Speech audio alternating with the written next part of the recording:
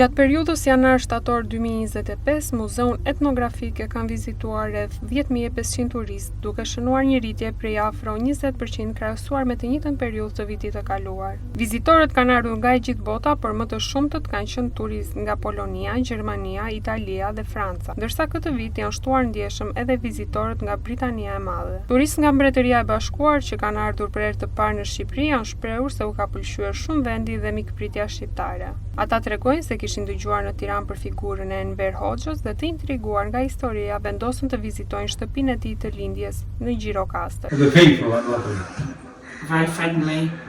Yes. Ishim kurioshtar të shihnim në afër shtëpinë ku ka lindur një figurë që e kemi lexuar vetëm në libra. Muzeu ishte shumë interesant dhe Gjirokastra një qytet që të mahnit me bukuritë e saj. Ne erdhëm nga Tirana, atje vizituam Bunkart dhe lexuam edhe për Enver Hoxhën që është mjaft interesante. And the various museums there.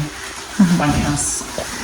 Është hera e parë që vizitojmë Shqipërinë dhe Gjirokastrën. Atmosfera, rrugicat me kaldrëm dhe shtëpitë karakteristike e bëjnë Gjirokastrën unike, por mbi të gjitha njerëzit. Pas rikonstruksionit të muzeut etnografik, vizitorët gjejnë sot një hapësirë tërheqëse dhe autentike ku janë ekspozuar objekte origjinale të jetesës tradicionale gjirokastrite, veshje popullore, orendi shtëpiake dhe elementë të arkitekturës së vjetër karakteristike. Muzeu ofron një udhëtim të gjatë në historinë e qytetit të Gurë, duke ruajtur atmosferën e një shtëpie të pasur gjirokastrite të shekullit të 19 dhe duke e bërë vizitën një përvojë të paharrueshme për çdo turist.